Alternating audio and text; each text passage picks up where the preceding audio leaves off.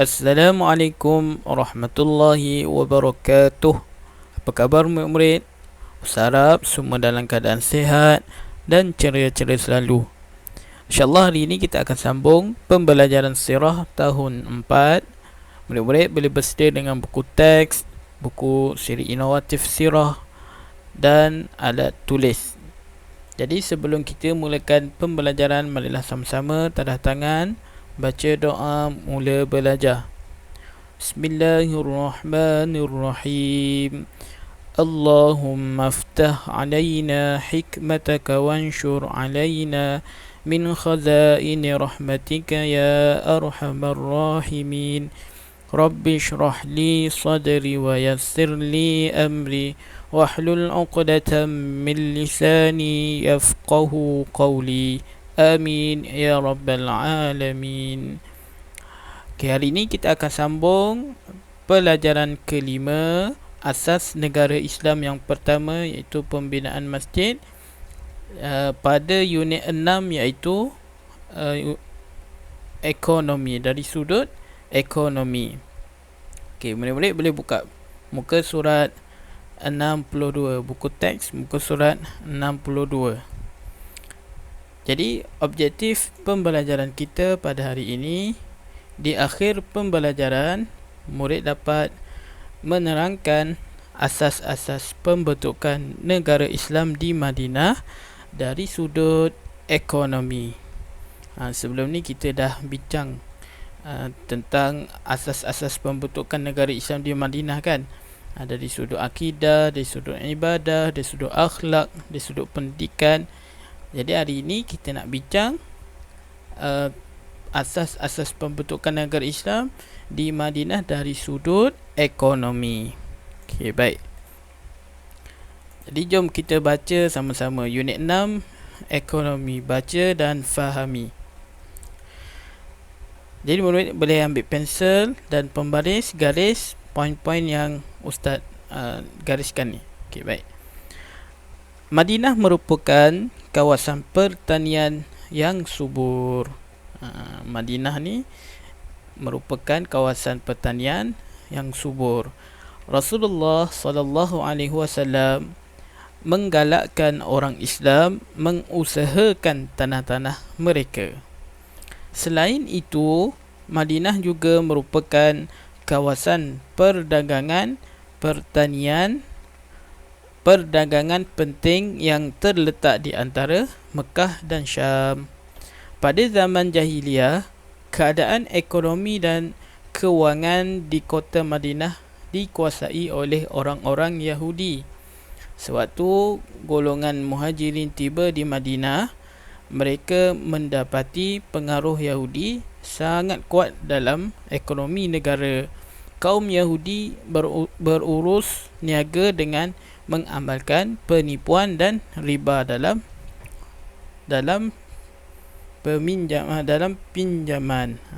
pinjaman. Okey, baik. Jadi Madinah ni merupakan tanah yang subur. Rasulullah SAW menggalakkan supaya orang Islam mengusahakan tanah-tanah mereka. Tanah-tanah yang orang Islam tinggal tu, Rasulullah minta supaya orang-orang Islam tu usahakan sendiri dengan pertanian dan sebagainya. Jadi waktu zaman jahiliyah, sebelum orang Islam datang ke Madinah, orang-orang jahiliyah ni mengamalkan ekonomi dan kewangan dengan secara penipuan, mengamalkan dengan penipuan dan riba dalam pinjaman. Lepas tu waktu jahiliah ni, siapa yang kuasai kewangan di kota Madinah ni? Iaitu orang-orang Yahudi. Orang-orang Yahudi kuasai kewangan dan ekonomi di kawasan Madinah, di kota Madinah. Okay.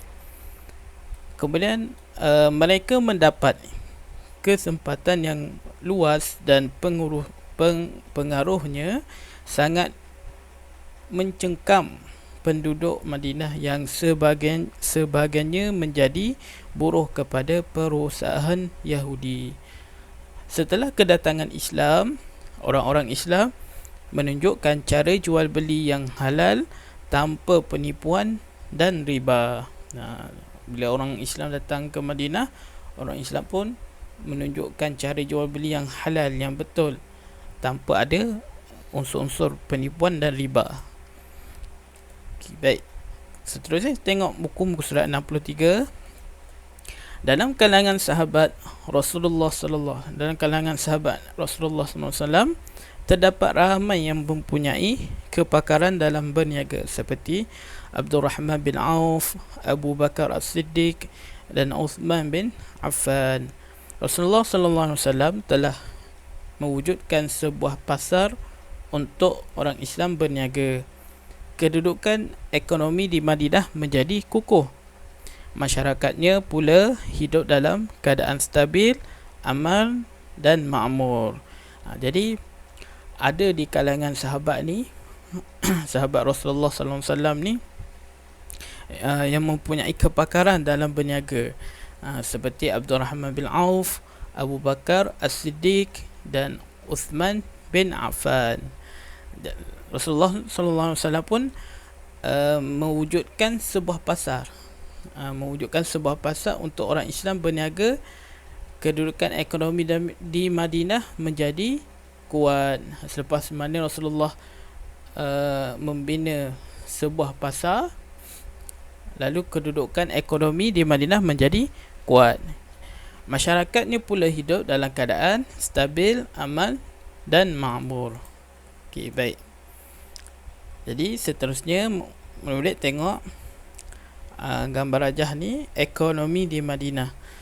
Ekonomi di Madinah ada dari sudut pertanian, kemudian dari sudut perniagaan, kemudian dari sudut ternakan dan dari sudut perusahaan.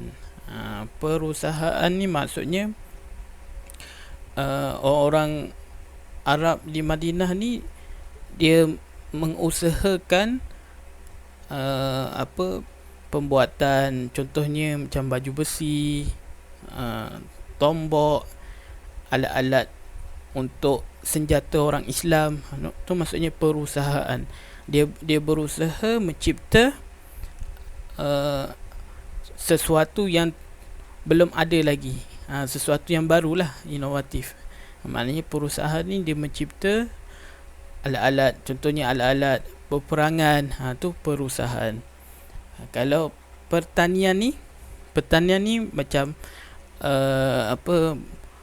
tanam pisang, tanam padi, tanam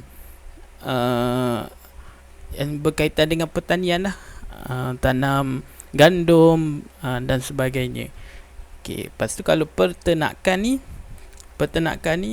macam mengembala kambing kan, kita ternak kambing, ternak ayam, ternak lembu, tu peternakan. Kalau perniagaan ni lebih pada luas. Okey, kita tengok muka surat 65. Tahukah anda? Okey, Islam menghalalkan jual beli dan mengharamkan riba, seperti mana firman Allah SWT, a'udzubillahi minasyaitonirrajim, wa ahallallahu al-bai' wa harrama ar-riba faman ja'ahu mau'izatun min rabbih. Maksudnya Allah menghalalkan jual beli dan Allah mengharamkan riba. Surah Al-Baqarah ayat 275. Okey, baik. Abdurrahman bin Auf merupakan tokoh perniagaan yang berjaya dan usahawan yang dermawan. Abdurrahman ni merupakan antara tokoh perniagaan yang berjaya dan usahawan yang dermawan. Dia suka menderma hartanya kepada orang lain. Okay. Antara hasil tanaman utama yang ditanam di Madinah ialah seperti ni: kurma, anggur, gandum dan sayur-sayuran. Ini tanaman. Ini antara contoh tanaman yang ditanam di Madinah seperti kurma, anggur, gandum dan sayur-sayuran. Okey, lepas tu menternak kambing. Ini contoh ternakan. Menternak kambing, biri-biri, kuda, lembu dan unta adalah salah satu punca pendapatan penduduk Madinah. Mereka menternak kambing, menternak biri-biri, kuda, lembu, unta menjadi punca pendapatan penduduk Madinah. Okey, baik. Dan yang terakhir, penduduk Madinah juga mahir membuat baju besi, pedang, tombak, lembing untuk dijadikan alat peperangan. Ini perusahaan. Dia mencipta baju besi, cipta pedang, cipta tombak, lembing untuk dijadikan alat peperangan. Ini maksudnya perusahaan. Okey, baik.